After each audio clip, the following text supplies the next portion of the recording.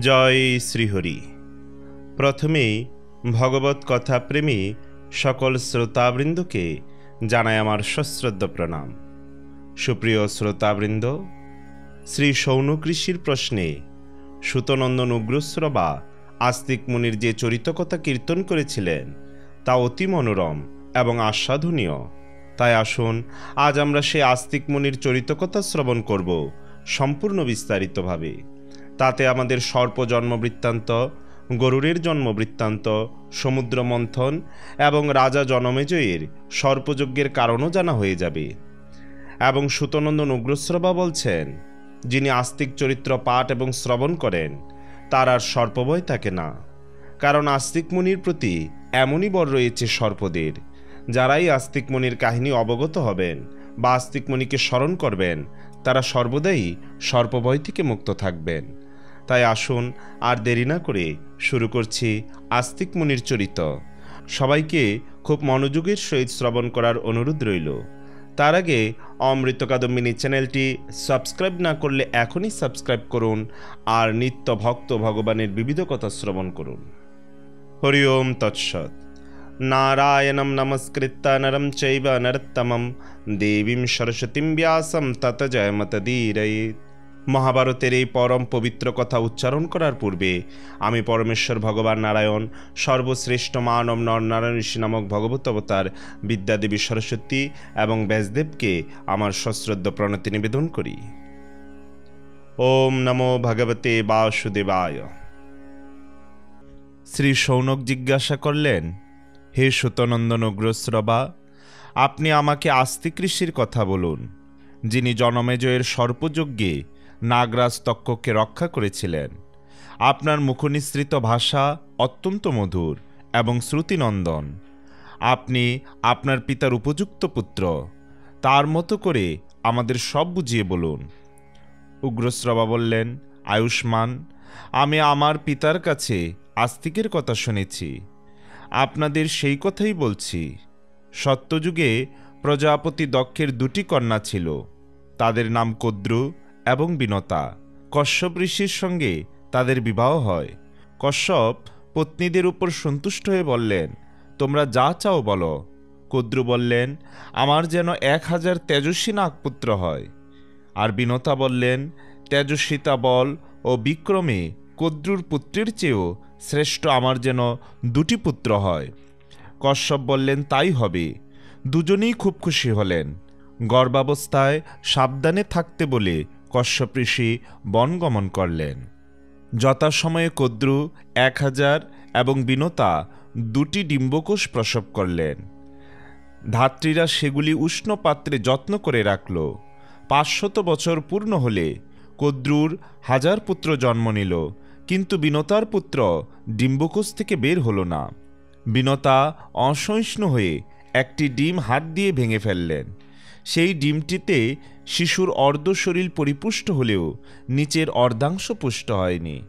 নবজাত শিশু ক্রোধপরবশ হয়ে মাকে অভিশাপ দিল, মা, তুমি লোভবশত আমার অর্ধপুষ্ট শরীরকে ডিম থেকে বার করেছ, তাই তুমি 500 বছর ধরে তোমার সতীনের, যাকে তুমি হিংসা করো, তার দাসী হয়ে থাকবে। যদি তুমি আমার মতো অন্য ডিমটি ভেঙে ওই শিশুটির অঙ্গহীন বা বিকলাঙ্গ না করো, তাহলে সেই তোমাকে এই অভিশাপ থেকে মুক্ত করবে। তোমার যদি এমন আশা থাকে যে তোমার অন্য পুত্রটি বলশালী হোক, তাহলে তুমি ধৈর্য সহকারে 500 বছর প্রতীক্ষা করে থাকো। এই অভিশাপ দিয়ে সেই শিশু আকাশে চলে গেল এবং সূর্যের সারথি হল। প্রাতকালের রক্তবর্ণ তারই ছটা, তার নাম হলো অরুণ। একদিন কদ্রু ও বিনতা 2 বোন একত্রে ভ্রমণে বেরিয়ে ঐচ্যশ্রবা নামে এক ঘোড়া দেখতে পেলেন। এই অশ্বরত্ন সমুদ্রে অমৃত মন্থনে উৎপন্ন হয়েছিল এবং সমস্ত অশ্বের মধ্যে শ্রেষ্ঠ, বলবান, বিজয়ী, সুন্দর, অজর, দিব্য এবং সর্বসুলক্ষণযুক্ত ছিল। তাকে দেখে 2 বোন নিজের মধ্যে আলোচনা করতে লাগলেন। শ্রী শৌনক জিজ্ঞাসা করলেন, হে সুতনন্দন, দেবতারা অমৃত মন্থন কোথায় এবং কেন করেছিলেন? ঐচ্যশ্রবা অমৃত মন্থনে কিভাবে উৎপন্ন হলো? উগ্রশ্রবা মহর্ষি শৌনকের এই প্রশ্ন শুনে তাকে অমৃত মন্থনের কথা বর্ণনা করতে শুরু করলেন। উগ্রশ্রবা বললেন, শৌনক ঋষিগণ, মেরু নামে এক অতি সুন্দর মনোরম পর্বত ছিল। দেখলে মনে হতো বিদ্যুতে তৈরি। তার সুন্দর শিখরের ছটার কাছে সূর্যের প্রবাহ হীনপ্রভ হয়ে যেত। তার গগনচুম্বী শিখরগুলি রত্নখচিত ছিল।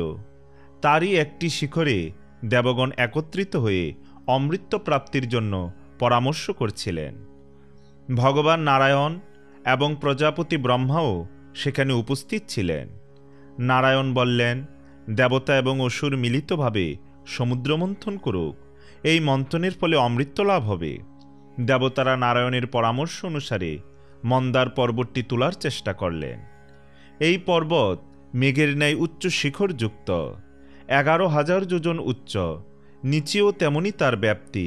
সমস্ত দেবতা তাদের সকল শক্তি একত্রিত করেও যখন পর্বতটিকে তুলতে পারলেন না, তখন তারা ভগবান বিষ্ণু এবং ব্রহ্মার কাছে গিয়ে অনুরোধ করলেন, ভগবান, আপনারা দুজনে আমাদের কল্যাণের জন্য মন্দার পর্বত তোলার উপায় নির্ধারণ করুন এবং আমাদের কল্যাণের জন্য উপদেশ দিন। দেবতাদের প্রার্থনা শুনে শ্রী নারায়ণ এবং শ্রী ব্রহ্মা শেষনাগকে মন্দার পর্বত তুলবার জন্য পাঠালেন। মহাবলশালী শেষনাগ সকলের সঙ্গে গিয়ে মন্দার পর্বত উপড়ে দিলেন। তারপর দেবতাগণ মন্দার পর্বতকে নিয়ে সমুদ্রের তীরে গেলেন এবং সমুদ্রকে বললেন, আমরা অমৃত লাভের উদ্দেশ্যে আপনার জল মন্থন করব। সমুদ্র বললেন, অমৃতে যদি আমারও কিছু ভাগ রাখেন তাহলে মন্দার পর্বত মন্থন করতে আমার যে কষ্ট হবে তা আমি সহ্য করে নেব। দেবতা এবং অসুরগণ সমুদ্রের এই কথা মেনে নিলেন এবং কচ্ছপরাজকে বললেন, আপনি এই পর্বতের আধার রূপে থাকুন। কচ্ছপ তা মেনে নিয়ে মন্দার পর্বতকে নিজের পিঠের উপর স্থান দিলেন। এইভাবে সমুদ্র মন্থনের প্রস্তুতি সম্পন্ন হল। এইভাবে দেবতা ও অসুরগণ মন্দার পর্বতকে মন্থনদণ্ড এবং বাসুকী নাগকে রজ্জুর মতো ব্যবহার করে সমুদ্র মন্থন করতে আরম্ভ করলেন। বাসুকী নাগের মুখ যেদিকে, সেই দিকে অসুরেরা আর লেজের দিকে দেবতারা অবস্থান করছিলেন। বারংবার টান পড়াতে বাসুকী নাগের মুখ থেকে ধোঁয়া এবং নিঃশ্বাস বায়ুর সঙ্গে আগুনের মতো হলকা বের হচ্ছিল। সেই ধোঁয়া ও আগুনের হলকা কিছু পরে মেঘে পরিণত হয়ে দেবতাদের উপর বৃষ্টি ঝরাতে থাকল। পর্বত শিখর থেকে অবিরাম পুষ্পবৃষ্টি হতে লাগল। মেঘের গম্ভীর গর্জন শোনা যেতে লাগল। পাহাড়ের উপরের গাছগুলি উপড়ে পড়তে লাগল। তাদের একে অপরের ঘর্ষণে দাবানল সৃষ্টি হল। ইন্দ্র মেঘ ও বৃষ্টির সাহায্যে সে আগুন নিভিয়ে দিলেন। বৃক্ষের রস জলে প্রবাহিত হয়ে সমুদ্রে এসে পড়তে থাকল। ঔষধের ন্যায় বৃক্ষের সেই রস এবং সুবর্ণময় মন্দার পর্বতের নানা দিব্য মণিমুক্তা ধৌত জলের স্পর্শে দেবতাগণ অমরত্ব প্রাপ্ত হতে থাকলেন। সেই উত্তম রসের সংমিশ্রণে সমুদ্রের জল দুধে পরিণত হল এবং দুধের থেকে ঘি তৈরি হতে লাগল। দেবতারা মন্থন করতে করতে ক্লান্ত হয়ে ব্রহ্মাকে বললেন, নারায়ণ ছাড়া অন্য সব দেবতা এবং অসুররা পরিশ্রান্ত হয়ে পড়েছে। অনেক সময় ধরে সমুদ্র মন্থন করতে থাকলেও এখনো পর্যন্ত অমৃত পাওয়া যায়নি। ব্রহ্মা ভগবান বিষ্ণুকে বললেন, ভগবান, আপনি এদের শক্তি যোগান, কারণ আপনি এদের একমাত্র আশ্রয়। ভগবান বিষ্ণু বললেন, যারা এই কাজে ব্যাপৃত আছেন আমি তাদের শক্তি প্রদান করব। সকলে মিলে পূর্ণ শক্তিতে মন্দার পর্বতকে আন্দোলিত করুক এবং সমুদ্রকে বিক্ষুব্ধ করে তুলুক। ভগবান বিষ্ণুর এই কথায় দেবতা এবং অসুরদের শক্তি বৃদ্ধি হল এবং তারা অত্যন্ত বেগে মন্থন করতে লাগলেন। সমগ্র সমুদ্র বিক্ষুব্ধ হয়ে উঠল। তখন সমুদ্র থেকে অজস্র কিরণ সম্পন্ন শীতল আলোযুক্ত শ্বেতবর্ণ চন্দ্রের উদয় হল। চন্দ্রের পর দেবী লক্ষ্মী এবং সুরাদেবী আবির্ভূতা হলেন। সেই সময় ঐচ্যশ্রবা ঘোড়াও উত্থিত হল। ভগবান নারায়ণের বক্ষ শোভনকারী দিব্য কিরণে উজ্জ্বল কৌস্তুভমণি এবং বাঞ্ছিত ফল প্রদানকারী কল্পবৃক্ষ এবং কামধেনুরও আবির্ভাব হল। লক্ষ্মী, সুরা, চন্দ্র, ঐচ্যশ্রবা এগুলি সবই আকাশপথে দেবলোকে চলে গেল। তারপর প্রকটিত হলেন দিব্য শরীরধারী ধন্বন্তরী দেব। তিনি হাতে শ্বেত কমণ্ডলুতে অমৃত নিয়ে আবির্ভূত হলেন। এই অদ্ভুত সুন্দর দৃশ্য দেখে দানবেরা আমার আমার বলে কোলাহল করে উঠল। এরপর 4 শ্বেত দন্তবিশিষ্ট ঐরাবত আবির্ভূত হল। ইন্দ্র তাকে নিয়ে নিলেন। যখন বহুক্ষণ ধরে সমুদ্রমন্থন চলতে লাগল, তখন অবশেষে কালকূট বিষ উথিত হল। তার তীব্র গন্ধেই লোকে অচেতন হয়ে পড়ল। ব্রহ্মার অনুরোধে মহেশ্বর শিব তাকে নিজ কণ্ঠে ধারণ করলেন। তখন থেকেই এনে নীলকণ্ঠ নামে প্রসিদ্ধ। এই সব দেখে অসুরেরা হতাশ হল। অমৃত এবং লক্ষ্মীকে পাবার জন্য তাদের মধ্যে শত্রুতা শুরু হয়ে গেল। সেই সময় ভগবান বিষ্ণু মোহিনী নামে নারীবেশ ধারণ করে অসুরদের মধ্যে এলেন। মূর্খ দানবেরা তার মায়া বুঝতে না পেরে মোহিনী রূপধারী ভগবানকে অমৃত পাত্র প্রদান করল। সেই সময় তারা মোহিনীর রূপে মোহিত হয়ে গিয়েছিল। ভগবান বিষ্ণু এইভাবে মোহিনী রূপ ধারণ করে দ্বৈত দানবদের কাছ থেকে অমৃত হরণ করে আনলেন এবং তা দেবতাদের মধ্যে বন্টন করে দিলেন।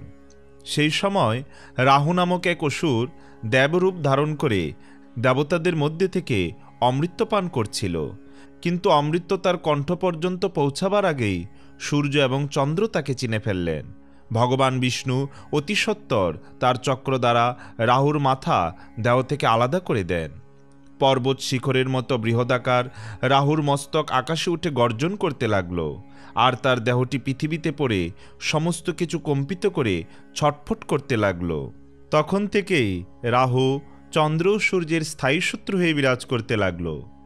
অমৃত পরিবেশন করার পর ভগবান বিষ্ণু তার মোহিনী রূপ ত্যাগ করলেন এবং অস্ত্রশস্ত্রের দ্বারা মাঝে মাঝে অসুরদের ভীত সন্ত্রস্ত করতে থাকলেন। সমুদ্রের তটে দেবতা ও অসুরদের মধ্যে ভয়ঙ্কর যুদ্ধ শুরু হয়ে গেল। নানা প্রকার অস্ত্রবর্ষণ হতে লাগল। বিষ্ণুর চক্রের আঘাতে অসুরেরা রক্তাক্ত হতে লাগল। আবার কোনো অসুর গদা বা খড়গের আঘাতে ঘায়েল হতে থাকল। চারিদিক থেকেই মার মার প্রবল হুঙ্কার শোনা যেতে লাগল। এইরূপ ভয়ঙ্কর যুদ্ধ যখন হচ্ছিল, তখন ভগবান বিষ্ণুর 2 রূপ নর ও নারায়ণ সেখানে উপস্থিত হলেন। নরের দিব্য ধনুক দেখে নারায়ণ তার চক্রকে স্মরণ করলেন। তখনই আকাশে সূর্যের ন্যায় তেজস্বী গোলাকার এক চক্র উপস্থিত হল। ভগবান নারায়ণ দ্বারা চালিত হয়ে চক্র শত্রু মধ্যে ঘুরে ঘুরে কালাগ্নির ন্যায় শত সহস্র অসুর সংহার করতে লাগল। অসুরেরাও পাথরের আঘাতে দেবতাদের আহত করতে লাগল। কিন্তু নর ও নারায়ণের বীরত্বে অসুরগণ ক্রমশ কুণ্ঠাসা হয়ে পৃথিবী ও সমুদ্রের গুহাকন্দরে লুকিয়ে পড়ল। দেবতাদের জয় হল। মন্দার পর্বতকে সসম্মানে তার নিজ স্থানে নিয়ে রাখা হলো। সকলেই যার যার স্থানে ফিরে গেল। দেবতা এবং ইন্দ্র তাদের সুরক্ষায় যুদ্ধ করার জন্য নরকে অমৃত দিলেন। এই হল সমুদ্র মন্থনের কাহিনী।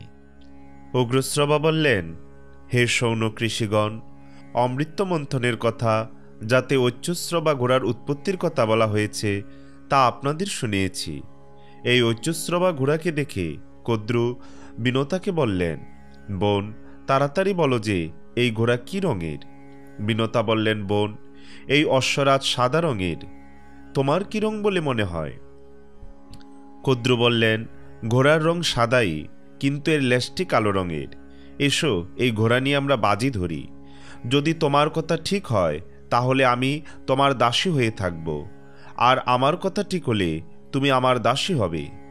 এইভাবে 2 বোন নিজেদের মধ্যে বাজি ধরে আরেকদিন ঘোড়া দেখবেন ঠিক করে বাড়ি ফিরে গেলেন। কদ্রু বিনতাকে বোকা বানাবার জন্য তার 1000 পুত্রকে নির্দেশ দিলেন, তারা যেন তাড়াতাড়ি কালো চুলের মতো হয়ে ঐচ্যশ্রবার লেজের রং ঢেকে ফেলে, না হলে তাকে বিনতার দাসী হয়ে থাকতে হবে। যেসব সাপ তার নির্দেশ মেনে নিলেন না, তাদের তিনি অভিশাপ দিলেন, যাও, জনমেজয় তার সর্পযজ্ঞে তোমাদের অগ্নিতে আহুতি দেবেন। দৈব সংযোগে এই রূপ অভিশাপ কদ্রু তার নিজ পুত্রদের দিয়েছিলেন। ব্রহ্মা এবং সমগ্র দেবকুল এই কথা শুনে তা মেনে নেন। সেই সময় বিষধর সর্পের পরাক্রম অত্যন্ত প্রবল হয়ে উঠেছিল। তাদের জন্য সকলেই খুব ভীত হয়ে থাকত। প্রজাদের হিতার্থে এই অভিশাপ মঙ্গলদায়কই ছিল। যারা অন্যের ক্ষতি করে বিধাতা তাদের প্রাণান্ত দণ্ড দিয়ে থাকেন, এই বলে ব্রহ্মা কদ্রুর প্রশংসা করলেন। কদ্রু এবং বিনতা নিজেদের মধ্যে বাজি ধরে অত্যন্ত ক্রোধ ও আশঙ্কায় রাত কাটালেন। পরদিন প্রাতে তারা দুজনে ঘোড়াটিকে দেখার জন্য রওনা হলেন। সর্পগুলি নিজেদের মধ্যে আলোচনা করে স্থির করল যে আমাদের মাতৃ আজ্ঞা পালন করা উচিত। তার মনোবাসনা পূর্ণ না হলে তিনি স্নেহত্যাগ করে রাগে আমাদের পুড়িয়ে মারবেন, আর যদি প্রসন্ন হন তাহলে আমাদের শাপ মুক্ত করবেন। অতএব চলো আমরা কালো চুল হয়ে ঘোড়ার লেজটিকে ঢেকে ফেলি। এরূপ স্থির করে তারা ঐচ্যস্রবার লেজে আশ্রয় নিল, যার ফলে লেজটিকে কালো দেখাতে লাগল। এদিকে কদ্রু এবং বিনতা আকাশপথে সমুদ্র দর্শন করতে করতে অন্য পারে এসে ঘোড়াটিকে দেখতে পেলেন। তারা দেখলেন ঘোড়ার রং চাঁদের ন্যায় উজ্জ্বল, কিন্তু লেজটি কালো। তাই দেখে বিনতা বিমর্ষ হলেন এবং কদ্রু তাকে দাসী করে রাখলেন। সময়কাল পূর্ণ হলে মহাতেজস্বী গরুর তার মায়ের সাহায্য ছাড়াই ডিম্বকোষ ভেঙে বাইরে এলেন। তার প্রভায় 10 দিক আলোকিত হয়ে উঠল। তার শক্তি, গতি, দীপ্তি ও বৃদ্ধি সবই অত্যন্ত বিশিষ্ট ছিল। তার চোখ দুটি বিদ্যুতের মতো এবং শরীর অগ্নির ন্যায় তেজপূর্ণ। তিনি জন্মে আকাশে উঠে গেলেন। তাকে তখন অগ্নির ন্যায় মনে হচ্ছিল। দেবতারা মনে করলেন স্বয়ং অগ্নিদেবী এই রূপে এসেছেন। তারা অগ্নিদেবের কাছে গিয়ে প্রণাম করে বললেন, প্রভু, আপনি আপনার শরীরকে আর বাড়াবেন না। আপনি কি আমাদের সবকিছু বশ্যে পরিণত করতে চান?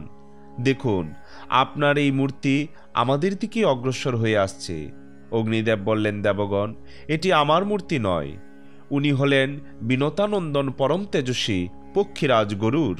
ওকে দেখে আপনাদের এই ভ্রম হয়েছে। ইনি নাগেদের নাশকারী, দেবগণের হিতৈষী এবং অসুরদের শত্রু। আপনারা একে দেখে ভয় পাবেন না। আসুন, আমার সঙ্গে গিয়ে এর সঙ্গে মিলিত হন। অগ্নিদেবের সঙ্গে গিয়ে দেবতা ও ঋষিগণ গরুরের বন্দনা করতে লাগলেন। দেবতা ও ঋষিদের স্তুতি শুনে গরুর বললেন, আমার ভয়ঙ্কর শরীর দেখে আপনারা যেন ভয় পাবেন না। আমি আমার এই দেহ এবং তেজ সংবরণ করছি। তখন সকলে খুশি হয়ে ফিরে গেলেন। একদিন বিনতা তার পুত্রদের কাছে বসেছিলেন। কদ্রু তাকে ডেকে বললেন, সমুদ্রের মধ্যে নাগেদের এক দর্শনীয় স্থান আছে, আমাকে সেখানে নিয়ে চলো। তখন বিনতা কদ্রুকে এবং মাতৃ আজ্ঞায় গরুর সর্পদের কাঁধে নিয়ে সেই স্থানে রওনা হলেন। গরুর অনেক উপর দিয়ে যাচ্ছিলেন। সূর্যের প্রখর তাপে সর্পেরা অচেতন হয়ে পড়ল। কদ্রু ইন্দ্রের কাছে অনুরোধ করে সমস্ত আকাশ মেঘাচ্ছন্ন করে দিলেন। বৃষ্টি হওয়ায় সবাই খুশি হলেন। তারা অভীষ্ট স্থানে গিয়ে লবণ সাগর, মনোহর বন ইত্যাদি দর্শন করে যথেচ্ছ বিহার করলেন এবং অনেক খেলাধুলার পর গরুরকে বললেন, তুমি আকাশপথে আসার সময় অনেক সুন্দর দ্বীপ নিশ্চয়ই দেখেছ। আমাদের তার কোনো এক স্থানে নিয়ে চলো। গরুর চিন্তিত হয়ে মাকে জিজ্ঞাসা করলেন, মা, আমাকে কেন এদের আদেশ মানতে হবে? বিনতা বললেন, বাবা, এই সাপীদের ছলনায় আমি বাজি হেরে দুর্ভাগ্যবশত আমার সতীন কদ্রুর দাসী হয়েছি। মায়ের দুঃখে গরুরও দুঃখিত হলেন। তিনি সাপেদের বললেন, সর্পগণ, ঠিক করে বলো, আমি তোমাদের জন্য কি নিয়ে আসব? তোমাদের কি জানার আছে? তোমাদের কি উপকার করতে পারি যাতে মাকে আর আমাকে তোমাদের দাসত্ব থেকে মুক্তি দেবে? সর্পেরা বলল, হে গরুর, তুমি যদি নিজ পরাক্রমে আমাদের জন্য অমৃত নিয়ে আসো, তবেই আমরা তোমাকে এবং তোমার মাকে মুক্ত করে দেব। উগ্রশ্রবা বললেন, হে শৌনক ঋষিগণ, সর্পদের কথা শুনে গরুর তার মা বিনতাকে বললেন, মা, আমি অমৃত আনতে যাচ্ছি, কিন্তু আমি ওখানে কি খাব? বিনতা বললেন, বাবা, সমুদ্রে নিষাদদের একটি বসতি আছে, তাদের খাদ্য হিসেবে গ্রহণ করে তুমি অমৃত নিয়ে এসো। তবে একটা কথা মনে রেখো, কখনো ব্রহ্মহত্যা করো না, তারা সকলের অবদ্ধ। গরুর তার মায়ের নির্দেশ অনুসারে সেই দ্বীপের নিষাদদের খেয়ে রওনা হলেন। ব্রহ্মবশত এক ব্রাহ্মণ তার মুখবিবরে ঢুকে গিয়েছিল। তাতে তার তালু জ্বালা করতে লাগল। তাকে ছেড়ে দিয়ে গরুর কশ্যপ মুনির কাছে গেলেন। কশ্যপ জিজ্ঞাসা করলেন, তোমরা সব কুশলে আছো তো? প্রয়োজন অনুযায়ী খাদ্যবস্তু পাচ্ছ তো? গরুর জানালেন, আমার মা কুশলে আছেন, আমিও আনন্দে আছি। যথেচ্ছ খাদ্যদ্রব্য না পাওয়ায় একটু দুঃখ আছে। আমি আমার মাকে দাসীবৃত্তি থেকে মুক্ত করার জন্য সর্পদের কথা অনুযায়ী অমৃত আনতে যাচ্ছি। মা আমাকে বলেছিলেন নিঃস্বাদদের খেয়ে ক্ষুণ্ণিবৃত্তি করতে, কিন্তু তাতে আমার ক্ষুধা নিবৃত্ত হয়নি। আপনি আমাকে বলুন কি খেলে আমার পেট ভরবে, তাই খেয়ে আমি অমৃত আনতে যেতে পারি। কশ্যপ ঋষি বললেন, হে পুত্র, এখান থেকে কিছু দূরে এক বিশ্ববিখ্যাত হ্রদ আছে। তাতে একটি হাতি ও এক কচ্ছপ বাস করে। তারা দুজনে পূর্বজন্মে ভাই ভাই ছিল, কিন্তু এখন একে অপরের শত্রু। এরা সবসময় একে অপরের উপর রেগে থাকে। তুমি এদের পূর্বজন্মের কাহিনী শোনো। পুরাকালে বিশ্বাবসু নামে অত্যন্ত ক্রোধী এক ঋষি ছিলেন। তার কনিষ্ঠ ভ্রাতা সুপ্রতীক ছিলেন একজন বড় তপস্বী। সুপ্রতীক তার ধন সম্পদ তার জ্যেষ্ঠ ভ্রাতা বিবাবসুর সঙ্গে একত্রে রাখতে চাননি। তিনি রোজই ভাগাভাগির জন্য বলতেন। বিবাবসু ছোট ভাইকে বললেন, সুপ্রতীক, অর্থের মোহর জন্যই লোকে তা ভাগাভাগি করতে চায় এবং সম্পত্তি ভাগ হলেই একে অপরের বিরোধী হয়ে ওঠে।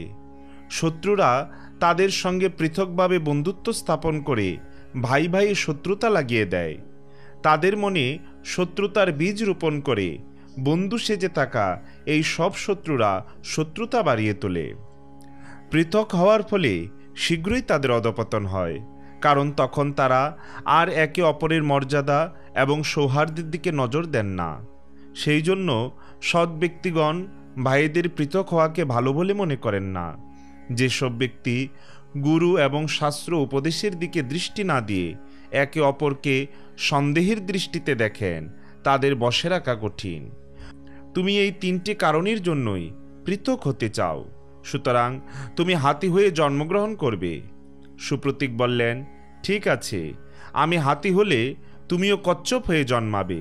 গরুর এইভাবে দুই ভাই অর্থের লালসায় একে অন্যকে অভিশাপ দিয়ে হাতি ও কচ্ছপ হয়ে জন্মগ্রহণ করল। তাদের পারস্পরিক দেশের এই হলো পরিণাম। এই দুই বিশালাকার জন্তু এখনো যুদ্ধ করে চলেছে।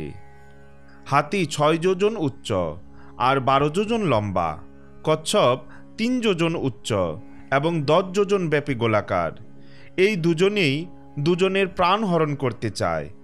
তুমি এই দুই ভয়ঙ্কর জন্তুকেই খেয়ে ফেলো, তারপর অমৃত নিয়ে এসো। কশ্যপ ঋষির আদেশপ্রাপ্ত হয়ে গরুর সেই সরোবরে গেলেন। তিনি তার এক নখে হাতি ও অন্য এক নখে কচ্ছপকে ধরে আকাশের অনেক উঁচু দিয়ে অলম্ব তীর্থে পৌঁছালেন। সেইখানে সুবর্ণগিরির উপরে অনেক দেবদারু হাওয়ায় দুলছিল। তারা গরুরকে দেখে ভয় পেল, কি জানি এর ধাক্কায় আমরা না উৎপাটিত হই।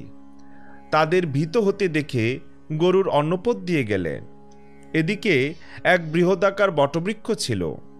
বটবৃক্ষ গরুরকে মনের ন্যায় তীব্র বেগে উঠতে দেখে বলল, তুমি আমার শতযোজন ব্যাপী লম্বিত শাখায় আরোহণ করে হাতি ও কচ্ছপ ভক্ষণ করো।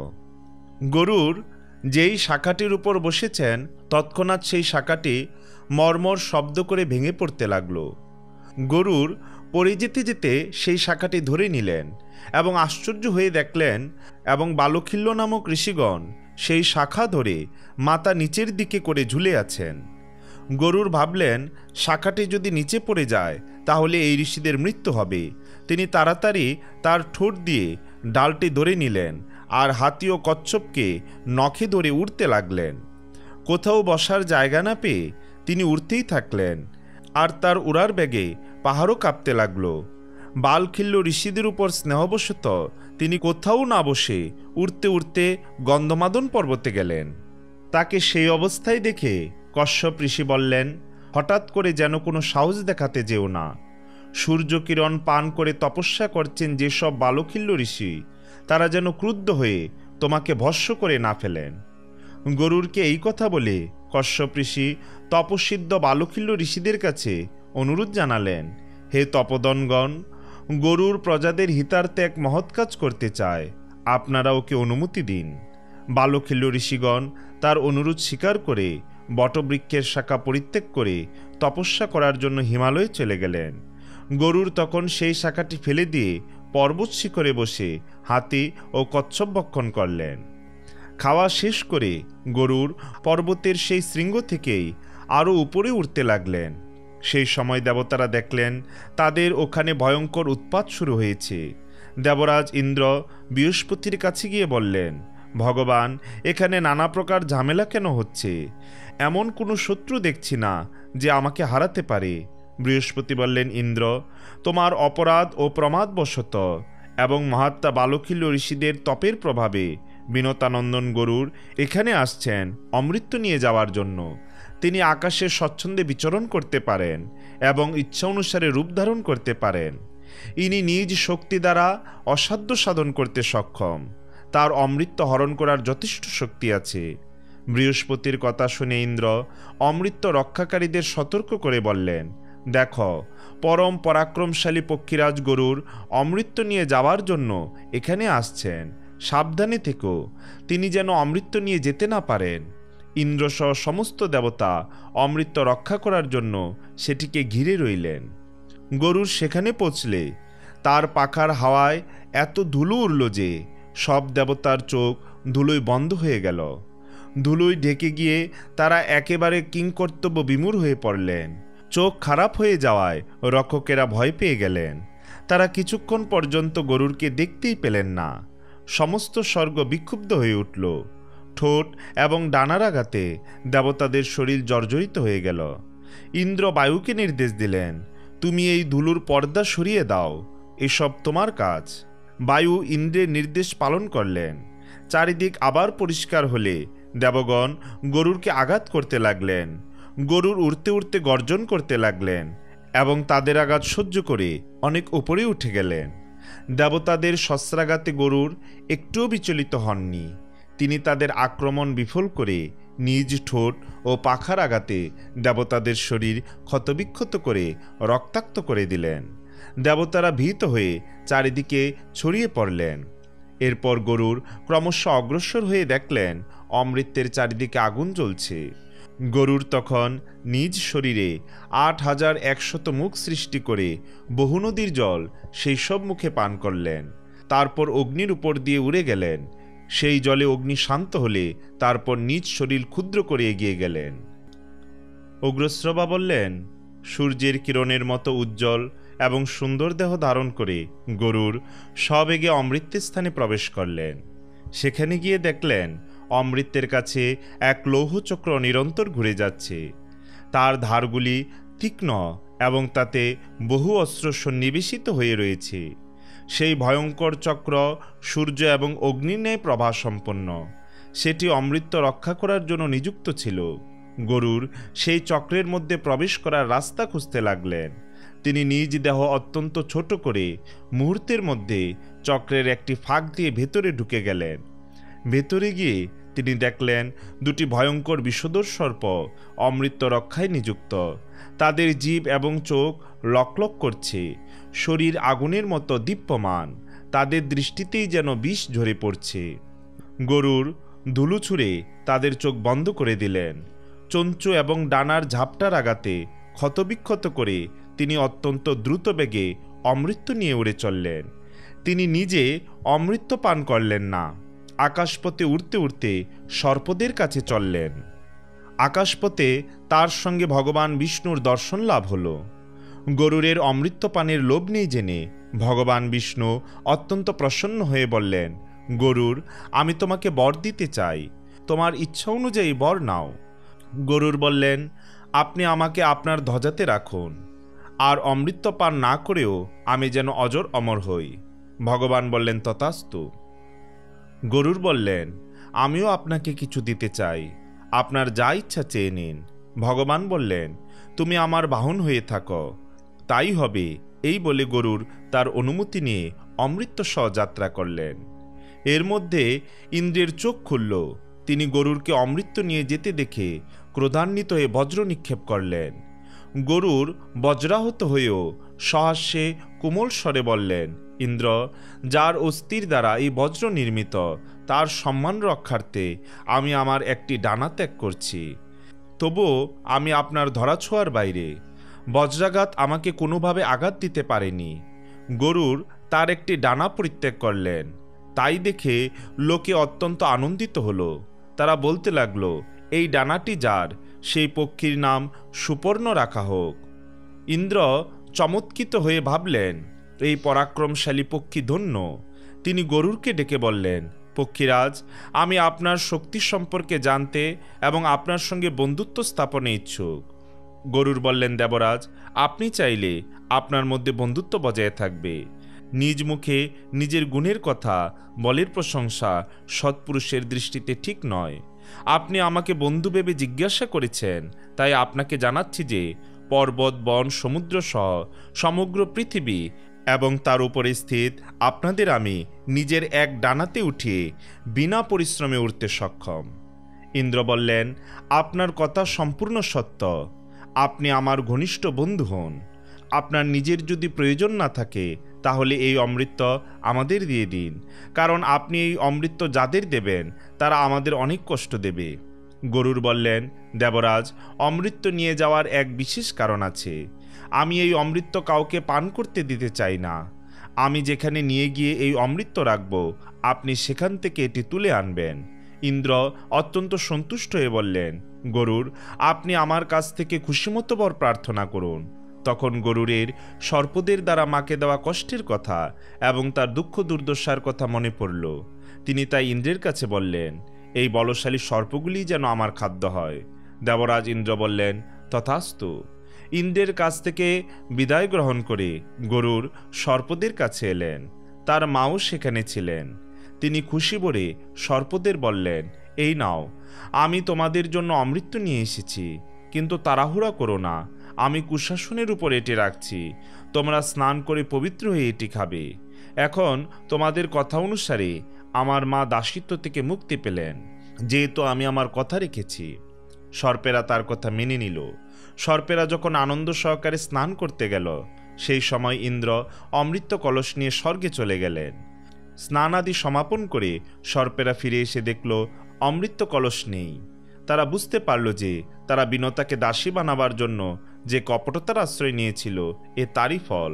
পরে ভাবল যে এই স্থানে অমৃত রাখা হয়েছিল, নিশ্চয়ই এখানে কিছু পড়ে আছে। তাই তারা সেই কুশাসনটি চাটতে শুরু করলো।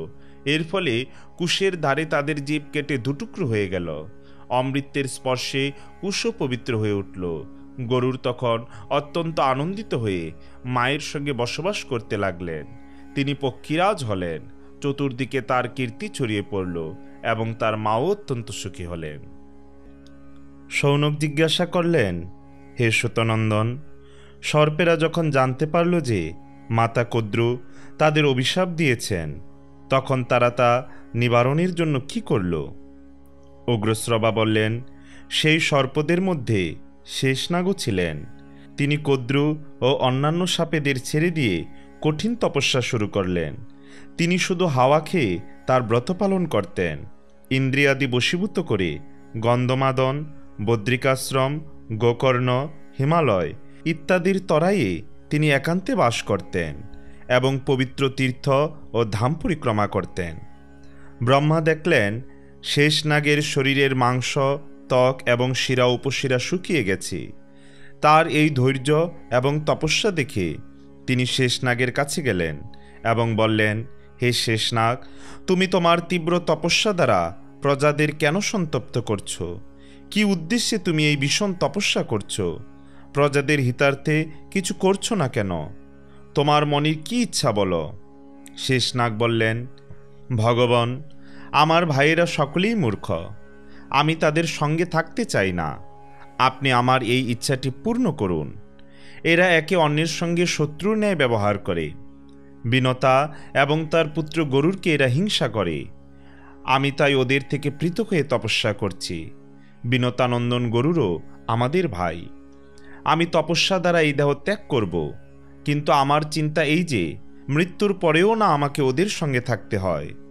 ব্রহ্মা বললেন, শেষ, আমি তোমার ভাইদের কীর্তি সবই জানি। মাতৃ আদেশ লঙ্ঘন করে এরা খুবই বিপদে পড়েছে। তুমি ওদের কথা বাদ দিয়ে তোমার জন্য কি চাও বলো? আমি তোমার উপর সন্তুষ্ট হয়েছি, কারণ সৌভাগ্যবশত তোমার বুদ্ধি ধর্মে অটল রয়েছে। তোমার বুদ্ধি যেন সর্বদা এমনই থাকে। শেষনাগ বললেন, পিতামহ, আমি সেই বরই চাই যাতে আমার বুদ্ধি ধর্ম, তপস্যা এবং শান্তিতে যেন সংলগ্ন থাকে। ব্রহ্মা বললেন, শেষনাগ, আমি তোমার ইন্দ্রিয় ও মনঃসংযমে অত্যন্ত সন্তুষ্ট হয়েছি। আমার আদেশে তুমি প্রজাদের হিতের জন্য এক কাজ করো। এই পৃথিবী, সমস্ত পর্বত, বন, সমুদ্র, গ্রাম, মন্দির ও নগর সহ হিল্লোলিত হচ্ছে। তুমি একে এমনভাবে ধারণ করে থাকো যাতে এই পৃথিবী অচল হয়ে বিরাজ করে। শেষনাগ বললেন, আপনি সকল প্রজার স্বামী এবং সমর্থ। আমি আপনার আদেশ পালন করব। আমি পৃথিবীকে এমনভাবে ধারণ করে থাকব যাতে এটি হিল্লোলিত না হয়। আপনি এটি আমার মস্তকের উপর স্থাপন করুন। ব্রহ্মা বললেন, হে শেষনাগ, পৃথিবী তোমাকে পথ দেবে। তুমি এর ভেতরে ঢুকে পড়ো। তুমি এই পৃথিবীকে ধারণ করে আমার অত্যন্ত প্রিয় কাজ করবে। ব্রহ্মার নির্দেশ অনুসারে শেষনাগ ভূগর্ভে প্রবেশ করলেন এবং নিচে চলে গিয়ে সমুদ্র বেষ্টিত পৃথিবীকে চতুর্দিক থেকে ঘিরে তাকে মাথার উপরে তুলে নিলেন। তিনি তখন থেকে স্থির হয়ে অবস্থান করতে লাগলেন। ব্রহ্মা তার ধর্ম, ধৈর্য এবং শক্তির প্রশংসা করে নিজ স্থানে ফিরে গেলেন। মায়ের অভিশাপ শুনে বাসুকী নাগ অত্যন্ত চিন্তিত হলেন। তিনি ভাবতে লাগলেন, কি করে এর প্রতিকার করা যায়। তিনি ভাইদের সঙ্গে গিয়ে পরামর্শ করতে লাগলেন। বাসুকী বললেন, হে ভাইগণ, তোমরা জানো যে মা আমাদের অভিশাপ দিয়েছেন।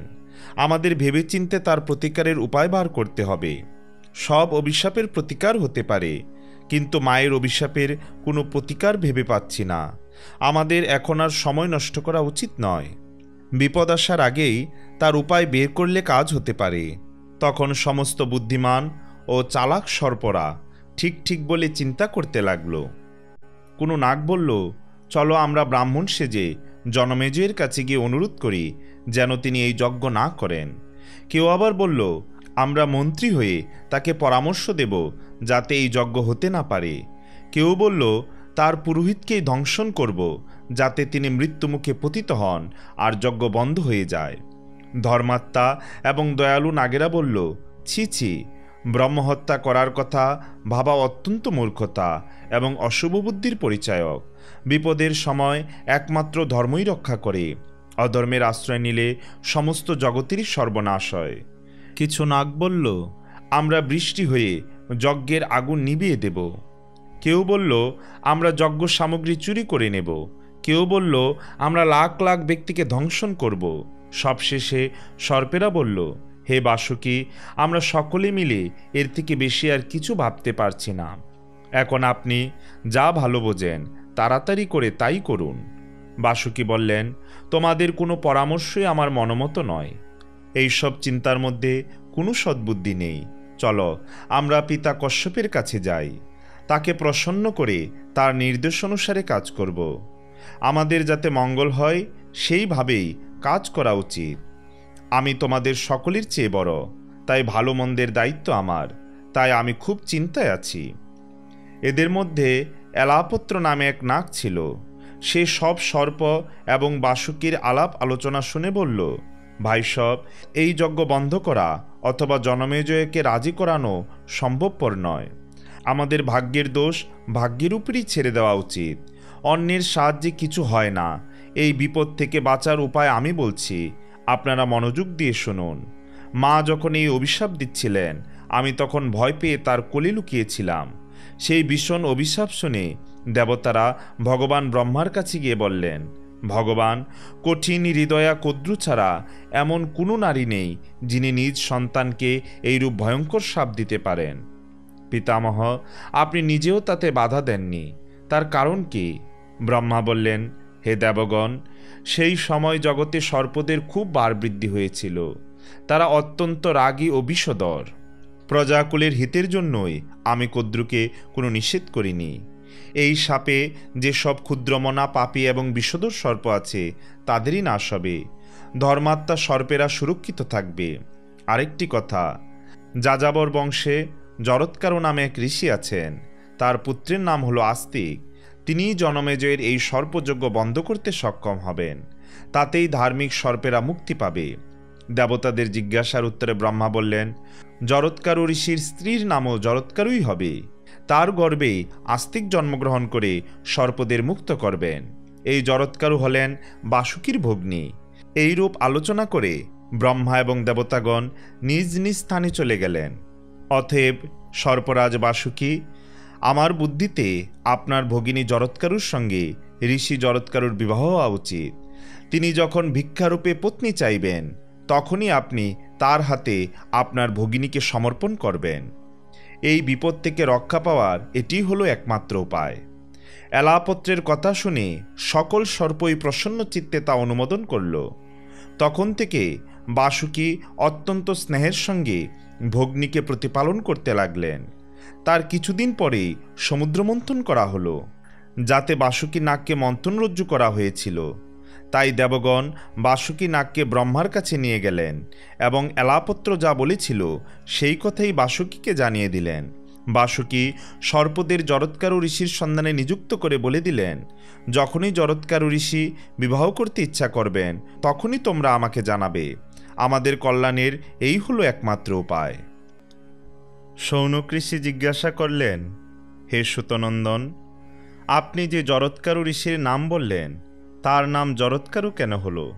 তার নামের অর্থ কী এবং আস্তিকের জন্ম হলো কিভাবে? উগ্রশ্রবা বললেন, জরা শব্দটির অর্থ হলো ক্ষয়, আর কারু শব্দটির অর্থ দারুণ। অর্থাৎ তার শরীর আগে দারুণ অর্থাৎ হৃষ্টপুষ্ট ছিল, তারপর তপস্যা করায় তার শরীর জীর্ণশীর্ণ এবং ক্ষীণ হয়ে গেছে, তাই তার নাম হয় জরৎকারু। বাসুকী নাগের বোনেরও প্রথমে ওই রকম রূপী ছিল। তিনিও তপস্যা দ্বারা তার শরীর ক্ষীণ করে ফেলেছেন, তাই তাকেও জরৎকারু বলা হয়। এবার আস্তিকের জন্মবৃত্তান্ত শুনুন। জরৎকারু ঋষি বহুদিন ব্রহ্মচর্য পালন করে তপস্যায় রত ছিলেন। তিনি বিবাহ করতে চাননি। তিনি জপ তপ ও সাধ্যায় ব্যাপিত ছিলেন এবং নির্ভীকভাবে সর্বত্র বিচরণ করতেন। সেই সময় রাজা পরীক্ষিতের রাজত্বকাল ছিল। জরৎকারু মুনির নিয়ম ছিল যে ভ্রমণ করতে করতে যেখানে সন্ধ্যা হবে তিনি সেখানেই রাত্রিবাস করবেন। তিনি পবিত্র তীর্থে গিয়ে স্নানাদি সমাপন করে কঠোর নিয়ম পালন করতেন। সেই নিয়ম এতই কঠিন যে বিষয়াসক্ত মানুষের কাছে তা প্রায় অসম্ভব ছিল। তিনি বায়ু পান করে নিরাহারে থাকতেন, এতেই তার শরীর শীর্ণ হয়ে গিয়েছিল। একদিন রওনা হওয়ার সময় তিনি দেখলেন কয়েকজন পিতৃপুরুষ নিচের দিকে মুখ করে এক পরিখার মধ্যে ঝুলছেন।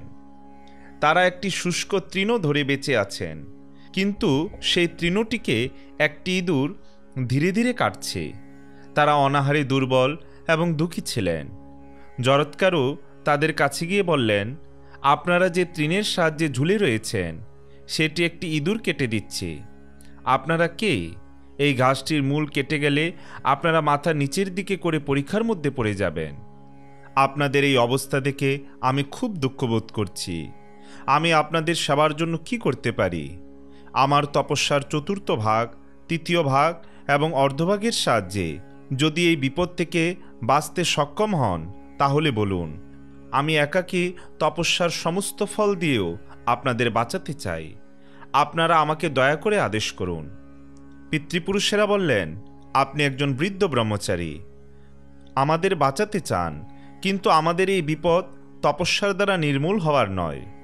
আমাদেরও তপস্যাকৃত বল আছে, কিন্তু বংশ পরম্পরা নষ্ট হওয়ায় আমরা এই ঘোর নরকে পতিত হচ্ছি। আপনি বৃদ্ধ বলে করুণাবশত আমাদের কথা চিন্তা করছেন। আমাদের কথা শুনুন। আমরা হলাম যাযাবর নামক ঋষি। বংশ পরম্পরা ক্ষীণ হওয়ায় আমরা পুণ্যলোক থেকে পতিত হয়েছি। আমাদের বংশে এখন একজন ব্যক্তি আছে যে না থাকারই মতো। আমাদের দুর্ভাগ্য যে সে তপস্বী হয়ে গেছে। তার নাম হলো জরৎকারু। সে বেদ বেদাঙ্গে পারঙ্গম, সংযমী, উদার এবং ব্রতশীল। সে তপস্যা করার লোভে আমাদের এই সংকটে ফেলে দিয়েছে। তার কোনো ভাই বন্ধু পুত্রপত্নী নেই, সেই জন্য আমরা বেহুশ হয়ে অনাথের মতো এখানে পড়ে আছি। আপনি যদি তার দেখা পান তাহলে তাকে বলবেন, জরৎকারু, তোমার পিতৃপুরুষেরা হ্যাটমুন্ডু হয়ে খালের মধ্যে পড়ে আছে। তুমি বিবাহ করে সন্তান উৎপাদন করো। তুমি আমাদের বংশের একমাত্র আশ্রয়। ব্রহ্মচারী মহাশয়, এই যে তৃণের শিকড় আপনি দেখছেন, এই হলো আমাদের বংশের রক্ষাকর্তা। যারা আমাদের বংশ পরম্পরায় নষ্ট হয়েছে, এগুলি তারই খণ্ডিত শিকড়। এই অর্ধখণ্ডিত শিকড়টি হলো জরৎকারু। শিকড় খণ্ডিতকারী ইঁদুর হচ্ছে মহাবলী কাল। সে একদিন জরৎকারুকেও নষ্ট করবে। তখন আমরা আরও বিপদে পড়ব। আপনি যা দেখলেন এসব জরৎকারুকে বলবেন। দয়া করে বলুন, আপনি কে, আর প্রকৃত বন্ধুর মতো কেন শোক করছেন? পিতৃকুলের কথা শুনে জরৎকারু অত্যন্ত শোকগ্রস্ত হলেন। তার বাক্য রুদ্ধ হয়ে গেল। তিনি আবেগস্বরে তাদের বললেন, আপনারা আমারই পিতা এবং পিতামহ। আমি হলাম আপনাদের অপরাধী পুত্র জরৎকারু। আপনারা আমার অপরাধের শাস্তি দিন, আর আমার কি করা উচিত তাই বলুন। পিতৃপুরুষেরা বললেন, পুত্র, অত্যন্ত সৌভাগ্যের কথা যে তুমি আজ এখানে এসে পড়েছ। বেশ, এখন বলো, তুমি এখনো বিবাহ করনি কেন? জরৎকারু বললেন, পিতামহ, আমার হৃদয়ে সবসময় এই ইচ্ছেই ছিল যে অখণ্ড ব্রহ্মচর্য পালন করে আমি স্বর্গলাভ করব। আমি সংকল্প করেছিলাম যে আমি কখনো বিবাহ করব না, কিন্তু আপনাদের এইভাবে ঝুলতে দেখে আমি ব্রহ্মচর্যের সিদ্ধান্ত বদল করেছি। আপনাদের জন্য আমি নিশ্চয়ই বিবাহ করব। ভিক্ষালব্ধ কোনো কন্যা যার নাম আমারই নামে হবে, আমি তাকে স্ত্রীরূপে স্বীকার করব, কিন্তু তার ভরণ পোষণের ভার নিতে পারব না। এই সব সুবিধা পেলেই বিবাহ করব, অন্যথায় নয়। আপনারা আর চিন্তা করবেন না। আপনাদের কল্যাণার্থে আমার পুত্র হবে এবং আপনারা সুখে পরলোক বাস করবেন।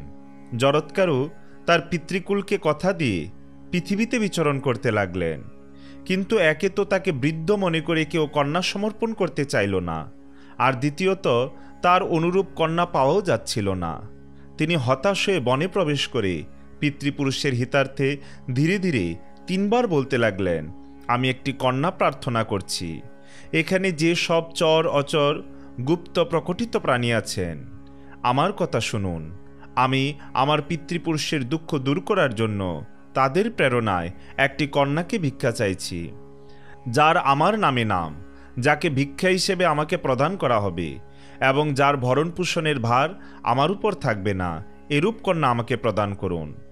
বাসুকী নাগের নিযুক্ত সর্প জরৎকারু ঋষির এই কথা শুনতে পেয়ে বাসুকীর কাছে গেলেন এবং বাসুকী অতি শীঘ্রই তার ভগিনীকে নিয়ে এসে জরৎকারুর হাতে ভিক্ষারূপে প্রদান করলেন। জরৎকারু ঋষি তার নাম না জেনে এবং ভরণ পোষণের ভার নিতে হবে কিনা তা না জেনে নিজের প্রতিজ্ঞা রাখতে তাকে বিবাহ করতে রাজি হচ্ছিলেন না। তিনি বাসুকীকে জিজ্ঞাসা করলেন, এর নাম কি? আরও বললেন, আমি এর ভরণ পোষণ করতে পারবো না। বাসুকী নাগ বললেন, এই তপস্বিনী কন্যার নামও জরৎকারু এবং ইনি আমার ভগ্নী। আমি এর ভরণ পোষণ এবং রক্ষণাবেক্ষণ করব। আপনার জন্যই আমি এতদিন এর বিবাহ দেইনি। আমি এর ভরণ পোষণ করব না, তা তো ঠিকই হলো। এছাড়াও আমার আরেকটি শর্ত হলো এই যে ইনি কখনো যেন আমার কোনো অপ্রিয় কাজ না করেন, করলে আমি ওকে ছেড়ে চলে যাব। নাগরাজ বাসুকী তার শর্ত মেনে নিল। তারা বাসুকীর গৃহে গেলেন। সেখানে বিধিপূর্বক বিবাহ সম্পন্ন হল। জরৎকারু ঋষি এবং তার স্ত্রী জরৎকারুকে নিয়ে বাসুকী একটি সুন্দর ভবনে বাস করতে লাগলেন। তিনি তার স্ত্রীকে শর্ত জানিয়ে দিলেন যে তিনি যেন কখনো তার রুচির বিরুদ্ধে কিছু না বলেন বা না করেন। তার স্ত্রী যদি তা করেন তাহলে জরৎকারু ঋষি তাকে পরিত্যাগ করে চলে যাবেন। জরৎকারু ঋষির স্ত্রী এই শর্ত মেনে নিলেন এবং পরম যত্নে স্বামীর সেবা করতে লাগলেন। সময় মতো তিনি গর্ভধারণ করলেন। দিন অতিবাহিত হতে থাকল। একদিন জরৎকারু ঋষি ক্লান্ত হয়ে তার পত্নীর কোলে মাথা রেখে শুয়ে ঘুমিয়ে পড়েছিলেন। সূর্যাস্তের সময় হলে ঋষিপত্নী ভাবতে লাগলেন, স্বামীর নিদ্রাভঙ্গ করা ধর্মের অনুকূল হবে কিনা। ইনি অত্যন্ত কঠিনভাবে ধর্ম পালন করেন। একে জাগালে অথবা না জাগালে কোনোভাবে আমি অপরাধিনী হয়ে যাব না তো? জাগালে এর ক্রোধের ভয়, আর না জাগালে ধর্মলোপের আশঙ্কা। পরে তিনি ঠিক করলেন যে ঋষি ক্রোধ করলেও তাকে ধর্মলোপ থেকে রক্ষা করা স্ত্রীরই কর্তব্য। তাই তিনি অত্যন্ত কোমলভাবে বললেন, মহাভাগ, উঠুন, সূর্যাস্ত হচ্ছে, স্নানাদি করে সন্ধ্যার্চনা করুন। এখন পূজাপাঠ করার সময়। পশ্চিম গগন রক্তিম বর্ণ ধারণ করেছে। ঋষি জরৎকারু নিদ্রাভঙ্গ হল। ক্রোধে তার ঠোঁট কাঁপছিল। তিনি বললেন, সর্পিণী, তুমি আমায় অপমান করেছ। আমি আর তোমার সঙ্গে থাকব না। যেখান থেকে এসেছিলাম সেখানে চলে যাব। আমি নিশ্চিতভাবে জানতাম আমি ঘুমিয়ে থাকলে সূর্য কখনোই অস্ত যেতে পারে না। অপমানিত হয়ে থাকা সম্ভব নয়। এখন আমি চললাম। স্বামীর এই হৃদয় বিদারক কথা শুনে ঋষিপত্নী কম্পিত গলায় বললেন, প্রভু, আমি আপনাকে অপমান করার জন্য ঘুম থেকে জাগিয়ে তুলিনি। আপনার ধর্মের যাতে কোনো ক্ষতি না হয় সেই জন্যই আমি এই কাজ করেছি। জরৎকারু ঋষি বললেন, আমার মুখনিসৃত বাক্য কখনো মিথ্যা হবে না। তোমার আমার মধ্যে আগে থেকেই এই শর্ত করা ছিল। আমি চলে যাবার পরে তুমি তোমার ভাইকে জানিও যে আমি চলে গেছি। এ কথাও বলো যে আমি এখানে খুব সুখী ছিলাম। আমি চলে গেলে তুমি আমার জন্য কোনো চিন্তা করো না। ঋষিপত্নী অত্যন্ত শোকগ্রস্ত হলেন। তার মুখ শুকিয়ে গেল, বাক্য রুদ্ধ হল, চোখে জল ভরে এলো। তিনি কম্পিত হৃদয়ে ধৈর্য সহকারে হাত জোর করে বললেন, ধর্মজ্ঞ, এই নিরপরাধ নারীকে ছেড়ে যাবেন না। আমি ধর্মে অটল থেকে আপনার প্রিয় ও হিতকর্ম সাধন করব। আমার ভাই এক বিশেষ প্রয়োজনে আপনার সঙ্গে আমার বিবাহ দিয়েছেন, তা এখনো সম্পূর্ণ হয়নি। আমার ভাইয়েরা মাতা কদ্রুর শাপগ্রস্ত হইয়াছেন। আপনার থেকে আমার একটি পুত্র লাভ করা অত্যন্ত প্রয়োজন। তার দ্বারাই আমাদের জাতির কল্যাণ হবে। আপনার সঙ্গে আমার বিবাহ যেন নিষ্ফল না হয়। এখনও আমার সন্তান জন্মগ্রহণ করেনি, তাহলে আপনি কেনই নিরপরাধ অবলাকে ছেড়ে চলে যাচ্ছেন? পত্নীর কথা শুনে ঋষি উত্তর দিলেন, তোমার গর্ভে অগ্নির ন্যায় তেজস্বী সন্তান আছে। সে মস্ত বড় বিদ্বান এবং ধর্মাত্মা ঋষি হবে। এই কথা বলে জরৎকারু ঋষি প্রস্থান করলেন। ঋষি চলে গেলেই ঋষিপত্নী তার ভাই বাসুকীর কাছে গেলেন এবং ঋষির গৃহত্যাগের কথা জানালেন। এই ঘটনার কথা শুনে বাসুকী খুব দুঃখ পেলেন। তিনি বললেন, বোন, যে উদ্দেশ্যে ওর সঙ্গে আমরা তোমার বিবাহ দিয়েছিলাম তা তো তুমি জানোই। যদি ওর ঔরসে তোমার একটি পুত্র হতো তাহলে নাগেদের ভালোই হতো। ব্রহ্মার কথা অনুসারে সেই পুত্র নিশ্চয়ই আমাদের জনমেজয়ের যজ্ঞাগ্নি থেকে রক্ষা করত। বোন, তুমি গর্ভবতী হয়েছ কি?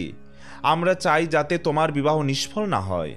নিজের বোনকে একথা জিজ্ঞাসা করা কোনো ভাইয়েরই উচিত নয়, কিন্তু প্রয়োজনের গুরুত্ব বুঝে আমাকে এইসব প্রশ্ন করতে হচ্ছে। আমি জানি উনি যখন একবার চলে গেছেন তখন তাকে ফিরিয়ে আনা অসম্ভব। আমি তাকে একথা বলতেও পারছি না, পাছে তিনি আমাকে অভিশাপ দেন। বোন, তুমি আমাকে সব কথা জানিয়ে আমার আশঙ্কা দূর করো। ঋষিপত্নী তার ভাই বাসুকীকে বললেন, ভাই, আমিও তাকে একথা বলেছিলাম। তিনি জানিয়েছেন আমি গর্ভধারণ করেছি। উনি হাস্যোচ্ছলেও কখনো মিথ্যা কথা বলেননি, তাই এই সংকটের সময়ও তার কথা কখনো মিথ্যা হবে না। যাওয়ার সময় উনি আমাকে বলেছেন, নাগকন্যা, তোমার প্রয়োজনের বিষয়ে চিন্তা করো না। তোমার গর্ভে অগ্নি এবং সূর্যের ন্যায় পুত্র আছে, তাই তুমি মনে কোনো দুঃখ রেখো না। এই কথা শুনে বাসুকী অত্যন্ত প্রসন্ন হয়ে স্নেহ সহকারে বোনকে আদর যত্ন করতে লাগলেন। আর ঋষিপত্নীর গর্ভে শুক্লপক্ষের চাঁদের মতো সেই সন্তান বৃদ্ধি পেতে লাগল। যথাসময়ে বাসুকীর বোন জরৎকারুর গর্ভ থেকে এক দিব্যকুমার জন্মগ্রহণ করলেন। তার জন্ম নেওয়ায় তার পিতৃ ও মাতৃ উভয় কুলেরই ভয় দূর হল। ক্রমশ বড় হলে তিনি চব্বন মুনির কাছে বেদ অধ্যয়ন করলেন। সেই ব্রহ্মচারী বালক বয়স থেকেই অত্যন্ত বুদ্ধিমান ও সাত্ত্বিক ছিলেন। তিনি মাতৃগর্ভে থাকার সময় তার পিতা তার সম্পর্কে বলেছিলেন অস্তি, অর্থাৎ আছে, তাই তার নাম হলো আস্তিক। নাগরাজ বাসুকী তাকে অত্যন্ত স্নেহ ও সতর্কতার সঙ্গে পালন করতে লাগলেন। অল্প সময়ের মধ্যেই সেই বালক ইন্দ্রের ন্যায় বিশাল হয়ে নাগেদের হর্ষবৃদ্ধি করতে লাগলেন। শ্রী শৌনক বললেন, হে সুতনন্দন, রাজা জনমেজয় উত্তঙ্কের কথা শুনে পিতা পরীক্ষিতের মৃত্যুর কারণ সম্বন্ধে যা জিজ্ঞাসা করেছিলেন বিস্তারিতভাবে সেটি আমাদের বলুন। শ্রী উগ্রশ্রবা বললেন, রাজা জনমেজয় তার মন্ত্রীদের জিজ্ঞাসা করলেন যে আমার পিতার জীবনে কি ঘটেছিল, তার মৃত্যু হলো কিভাবে। আমি তার মৃত্যু বৃত্তান্ত শুনে এমন কাজই করব যাতে জগতের মঙ্গল হয়। মন্ত্রীগণ বললেন, মহারাজ, আপনার পিতা অত্যন্ত ধার্মিক, উদার এবং প্রজাপালক ছিলেন। আমরা সংক্ষেপে তার সম্বন্ধে আপনাকে জানাচ্ছি। আপনার ধর্মজ্ঞ পিতা যেন মূর্তিমান ধর্ম ছিলেন। ধর্ম অনুসারে তিনি তার কর্তব্য পালনে যুক্ত থেকে 4 বর্ণের প্রজাদের রক্ষা করতেন। তার অতুলনীয় পরাক্রম ছিল। তিনি সমস্ত পৃথিবী রক্ষা করতেন, কাউকে হিংসা করতেন না, তাকেও কেউ হিংসা করত না। সবার প্রতি তার সমান দৃষ্টি ছিল। তার রাজ্যে ব্রাহ্মণ, ক্ষত্রিয়, বৈশ্য, শূদ্র সকলেই প্রসন্নমণি নিজ নিজ কর্মে ব্যাপৃত থাকতেন। বিধবা, অনাথ, পঙ্গু এবং গরিবদের খাওয়া পড়ার ভার তিনি নিজের হাতে রেখেছিলেন। তার প্রজারা সকলেই সুস্থ সবল ছিল। রাজা অত্যন্ত শ্রীমান এবং সত্যবাদী ছিলেন। তিনি কৃপাচার্যের কাছ থেকে ধনুর্বেদ শিক্ষা গ্রহণ করেছিলেন। ভগবান শ্রীকৃষ্ণ আপনার পিতাকে খুবই ভালোবাসতেন। আপনার পিতা সকলেরই প্রিয়পাত্র ছিলেন। কুরুবংশ ক্ষয়িষ্ণু হওয়ার মুখে তার জন্ম হয়েছিল বলে তার নাম হয়েছিল পরীক্ষিত। তিনি রাজধর্ম এবং অর্থশাস্ত্রে অত্যন্ত পারদর্শী, অত্যন্ত বুদ্ধিমান, ধর্মসেবী, জিতেন্দ্রীয় এবং নীতিনিপুণ ছিলেন। 60 বছর ধরে তিনি প্রজাপালন করেছিলেন। তারপর সমস্ত প্রজাকুলকে দুঃখসাগরে ভাসিয়ে তিনি পরলোক গমন করলেন। তারপরে আপনি রাজা হলেন। জনমেজয় বললেন, হে মন্ত্রীগণ, আপনারা আমার প্রশ্নের উত্তর তো দিলেন না। আমাদের বংশের সকল রাজাই তাদের পূর্বপুরুষদের সদাচারের কথা স্মরণে রেখে প্রজাদের হিতৈষী এবং প্রিয়পাত্র ছিলেন। আমি আমার পিতার মৃত্যুর কারণ জানতে চাই। মন্ত্রীরা বললেন, মহারাজ, আপনার প্রজাপালক পিতা মহারাজ পাণ্ডুর ন্যায় শিকার বিলাসী ছিলেন। তিনি সমস্ত রাজকার্যই আমাদের উপর ন্যস্ত করেছিলেন। একবার শিকারের জন্য বনে গিয়ে তিনি একটি হরিণকে বাণবিদ্ধ করেন। হরিণটি যখন ছুটে পালাচ্ছিলেন, উনি তার পশ্চাদ্ধাবন করেন। তিনি একলাই পদব্রজে হরিণটিকে খুঁজতে খুঁজতে বহুদূর চলে গেলেন। তা সত্ত্বেও তিনি হরিণের দেখা পেলেন না। রাজার বয়স তখন 60 বৎসর। তাই তিনি পরিশ্রান্ত এবং ক্ষুধায় কাতর হয়ে পড়েছিলেন। সেই সময় তিনি একজন মুনির দর্শন পেলেন, যিনি মৌনাবস্থায় ছিলেন। রাজা তাকে প্রশ্ন করলে মুনি কোনো উত্তর দিলেন না। রাজা ক্ষুধা, তৃষ্ণা এবং পরিশ্রমে কাতর ছিলেন। তাই মুনি কথা না বলায় তিনি অত্যন্ত ক্রুদ্ধ হলেন। তিনি বুঝতে পারেননি যে ঋষি মৌনী হয়ে অবস্থান করছেন। তিনি ক্রোধ ভরে এক মৃত সাপকে ধনুকের একধার দিয়ে তুলে ঋষির কাঁধের উপর রেখে দিলেন। মৌনী ঋষি রাজার এই কাজে ভালো মন্দ কিছুই বললেন না। তিনি শান্ত হয়ে বসে থাকলেন। রাজা এরপর রাজধানীতে ফিরে এলেন। সেই ঋষি শমিকের পুত্রের নাম ছিল শৃঙ্গী। তিনি ছিলেন অত্যন্ত তেজস্বী এবং শক্তিশালী। মহা তেজস্বী শৃঙ্গী যখন তার বন্ধুর কাছ থেকে এই কথা শুনলেন যে রাজা পরীক্ষিত তার পিতার মৌন ও নিশ্চল অবস্থায় থাকাকালীন তাকে অপমান করেছেন, তখন তিনি রেগে জ্ঞানহারা হয়ে গেলেন। তিনি হাতে জল নিয়ে আপনার পিতাকে অভিশাপ দিলেন, যে ব্যক্তি আমার নিরপরাধ পিতার কাঁধে মৃত সাপ জড়িয়েছে, সেই দুষ্ট ব্যক্তিকে তক্ষক না ক্রোধান্বিত হয়ে 7 দিনের মধ্যে বিষে জর্জরিত করে দেবে। লোকে দেখুক আমার তপস্যার কি ক্ষমতা।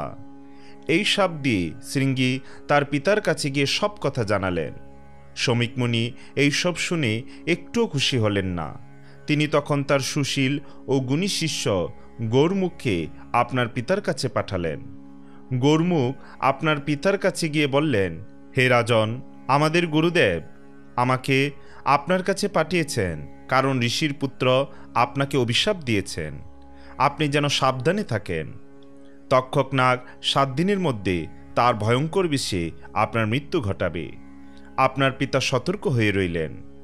7ম দিনে তক্ষক যখন আসছিল, তখন তার সঙ্গে কশ্যপ নামক এক ব্রাহ্মণের সাক্ষাৎ হল। তক্ষক তাকে জিজ্ঞাসা করল, ব্রাহ্মণদেব, আপনি এত তাড়াতাড়ি কোথায় যাচ্ছেন? কশ্যপ উত্তর দিলেন, আজ রাজা পরীক্ষিতকে তক্ষক সাপ বিষে জর্জরিত করবে, তাই সেখানে যাচ্ছি। আমি তাকে তৎক্ষণাৎ জীবন ফিরিয়ে দেব। আমি সেখানে পৌঁছে গেলে সাপ তাকে কামড়াতেও পারবে না। তক্ষক বলল, আমি তক্ষক, আমার দ্বারা রাজাকে কামড়াবার পরে আপনি তাকে বাঁচাতে চাইছেন কেন? আমার শক্তি দেখুন, আমি কামড় দেবার পর আপনি তাকে বাঁচাতে সক্ষম হবেন না। এই কথা বলে তক্ষক এক বৃক্ষকে ছোবল মারল। তৎক্ষণাৎ সেই বৃক্ষটি পুড়ে ছাই হয়ে গেল। কশ্যপ ব্রাহ্মণ তার বিদ্যার সাহায্যে সেই বৃক্ষকে তখনই ফুলে ফলে ভরিয়ে তুললেন। তখন তক্ষক ব্রাহ্মণকে প্রলোভিত করতে লাগল। সে বলল, তুমি যা চাও আমার কাছ থেকে নিয়ে নাও। ব্রাহ্মণ বললেন, আমি তো অর্থের জন্যই ওখানে যাচ্ছি। তক্ষক বলল, তুমি রাজার কাছে যত অর্থ আশা করো আমার থেকে তাই নিয়ে নাও, আর এখান থেকেই ফিরে যাও। তক্ষকের এই কথায় কশ্যপ ব্রাহ্মণ প্রভূত অর্থ নিয়ে সেখান থেকেই ফিরে গেলেন। তারপর তক্ষক ছলনা করে পরীক্ষিতের মহলে এসে আপনার সতর্ক ধার্মিক পিতাকে বিষে জর্জরিত করে মেরে চলে গেল। তারপরে আপনার রাজ্যাভিষেক হলো। এই সব অত্যন্ত দুঃখপ্রদ ঘটনা, কিন্তু আপনি শুনতে চাওয়ায় আপনার নির্দেশে এই কথা বললাম। তক্ষক আপনার পিতাকে ধ্বংসন করেছিল এবং উত্তঙ্ক ঋষিকেও খুব কষ্ট দিয়েছিল। এবার আপনার যা করা উচিত মনে হয় তাই করুন। জনমেজয় বললেন, হে মন্ত্রীগণ, তক্ষক দংশন করায় বৃক্ষের ভস্ম হওয়া এবং তারপর তা আবার জীবিত হয়ে যাওয়া খুবই আশ্চর্যের কথা। এ কথা আপনারা কোথায় শুনলেন? তক্ষক অবশ্যই খুব খারাপ কাজ করেছে। সে যদি অর্থ দিয়ে ব্রাহ্মণকে ফিরিয়ে না দিত তাহলে তিনি আমার পিতাকে নিশ্চয়ই রক্ষা করতেন। ঠিক আছে, আমি তাকে শাস্তি দেব। প্রথমে আপনারা এই ঘটনার মূল কারণটি বলুন। মন্ত্রীগণ বললেন, হে মহারাজ, তক্ষক যে বৃক্ষকে দংশন করেছিল সেই গাছের উপর আগে থেকেই এক ব্যক্তি শুকনো কাঠের জন্য উঠেছিল। সেই ব্যাপারটি তক্ষক বা কশ্যপ কেউই জানত না। তক্ষকের দংশনে বৃক্ষের সঙ্গে সঙ্গে সেই ব্যক্তিটিও ভস্মীভূত হয়ে গেল এবং কশ্যপের মন্ত্রের প্রভাবে বৃক্ষের সঙ্গে সঙ্গে সেই ব্যক্তিও জীবিত হয়ে গেল।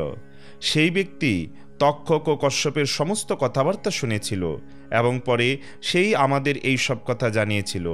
এবার আপনি আমাদের বক্তব্যকে যথার্থ মনে করে কি করণীয় তা ভেবে দেখুন। অগ্রশ্রবা বলতে লাগলেন, হে শৌনক ঋষিগণ, পিতার মৃত্যুর কাহিনী শুনে জনমেজয় অত্যন্ত দুঃখিত হলেন। তিনি ক্রুদ্ধ এবং অস্থিরচিত্ত হয়ে উঠলেন। শোকগ্রস্ত হওয়ায় তিনি উষ্ণ দীর্ঘশ্বাস ফেলতে লাগলেন। চোখ জলে ভরে এলো। তিনি দুঃখ, শোক ও ক্রোধে অশ্রু ভারাক্রান্ত হয়ে শাস্ত্রবিধি মতে হাতে জল নিয়ে বললেন, আমি বিস্তারিতভাবে জানলাম যে আমার পিতার মৃত্যু কিভাবে হয়েছিল। যে দুরাত্মা তক্ষকের জন্য আমার পিতার মৃত্যু হয়েছিল, আমি নিশ্চিতভাবে তার প্রতিশোধ নেব। সে আমার পিতাকে ধ্বংসন করেছিল। শৃঙ্গি ঋষির শাপ তো উপলক্ষ মাত্র। তার প্রত্যক্ষ প্রমাণ হল যে তক্ষক ব্রাহ্মণ কশ্যপকে, যিনি বিষ নামাবার জন্য আসছিলেন, যিনি এসে পড়লে আমার পিতা অবশ্যই প্রাণ ফিরে পেতেন, অর্থের লোভ দেখিয়ে তাকে ফিরিয়ে দিয়েছিলেন। আমাদের মন্ত্রীরা যদি অনুনয় বিনয় করে কশ্যপের সাহায্যে বাবার প্রাণ ফিরে পেতেন তাহলে সেই তক্ষকের কি ক্ষতি হতো? ঋষির অভিশাপ পূর্ণ হতো আর আমার পিতাও জীবিত হয়ে যেতেন।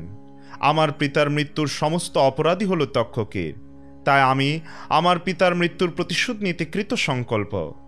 তখন রাজা জনমেজয় পুরোহিত এবং ঋত্বিকদের আহ্বান করে বললেন, দুরাত্মা তক্ষক আমার পিতাকে ধ্বংসন করে হত্যা করেছে। আপনারা এমন উপায় করুন যাতে আমি প্রতিশোধ নিতে পারি। আপনারা কি এমন কোনো যজ্ঞ জানেন যার লেলিহান অগ্নিতে আমি ওই ক্রূর সর্পকে উৎসর্গ করতে পারি? ঋত্বিকরা বললেন, মহারাজ, দেবতারা পূর্ব থেকেই আপনার জন্য এক মহাযজ্ঞের ব্যবস্থা করে রেখেছেন। পুরাণেও এই কথার উল্লেখ আছে। সেই যজ্ঞানুষ্ঠান আপনি ব্যতীত কারোর দ্বারাই সম্ভব নয়। আমরা সেই যজ্ঞবিধি জানি। ঋত্বিকদের কথায় জনমেজয়ের দৃঢ় বিশ্বাস হল যে তাহলে এবার তক্ষককে আহুতি দেওয়া সম্ভব হবে। রাজা ব্রাহ্মণদের বললেন, আমি যজ্ঞ করব, আপনারা তার সব ব্যবস্থা করুন। বেদজ্ঞ ব্রাহ্মণরা শাস্ত্রবিধি অনুসারে যজ্ঞ মণ্ডপ তৈরি করার জন্য জমির মাপ করলেন, যজ্ঞশালার জন্য শ্রেষ্ঠ মণ্ডপ প্রস্তুত করলেন এবং রাজা জনমেজয় যজ্ঞের উদ্দেশ্যে দীক্ষিত হলেন। এই সময় এক বিচিত্র ঘটনা ঘটল। কলা কৌশলে পারঙ্গম, বিদ্বান, অনুভবী এবং বুদ্ধিমান সুত বললেন, যে স্থানে এবং যেই সময়ে এই যজ্ঞমণ্ডপ মাপজোপের কাজকর্ম আরম্ভ করা হয়েছে তা দেখে আমার মনে হচ্ছে কোনো ব্রাহ্মণের কারণে এই যজ্ঞ পূর্ণ হওয়া সম্ভব হবে না। এই কথা শুনে রাজা জনমেজয় তার দ্বারক্ষীদের বলে দিলেন, তাকে না জানিয়ে যেন কাউকে যজ্ঞস্থলে প্রবেশ করতে না দেওয়া হয়। এবার শাস্ত্রসম্মতভাবে সর্পযজ্ঞ শুরু হলো। ঋত্বিকগণ নিজ নিজ কাজে ব্যাপৃত হলেন। তাদের মুখ চোখ ধোঁয়ায় রক্তবর্ণ হয়ে উঠল। তারা কালো বস্ত্র ধারণ করে মন্ত্রোচ্চারণপূর্বক যজ্ঞ করতে শুরু করলেন। তখন সকল সর্পই ভীত সন্ত্রস্ত হতে লাগল। তারপর বেচারি সর্পরা গর্জন করে করে লাফিয়ে দীর্ঘ নিঃশ্বাস নিয়ে লেজ ও ফনায় জড়িত হয়ে আগুনের মধ্যে এসে পড়তে লাগল। সাদা কালো নীল হলুদ ছোট বড় সর্বপ্রকারের সর্প আর্তনাদ করতে করতে আগুনের মধ্যে পড়তে লাগলো। কোনো সর্প 4 ক্রোশ লম্বা, আবার কেউ বা গরুর কানের মতো ছোট। উপর থেকে কুণ্ডের মধ্যে আহুতি হয়ে পড়তে লাগলো।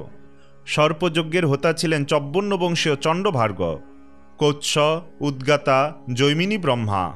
সারঙ্গবর এবং পিঙ্গল ছিলেন অধবর্জু। পুত্র এবং শিষ্যকুল সহ ব্যাসদেব, উদ্দালক, প্রমতক, শ্বেতকেতু, অসিত, দেবল প্রমুখ উপস্থিত ছিলেন। নাম ধরে ধরে আহুতি দিতেই বড় বড় ভয়ানক সর্পগুলি এসে অগ্নিকুণ্ডে পড়ে যেতে লাগল। সর্পদের চর্বি এবং মেদের দ্বারা গড়িয়ে পড়তে লাগল।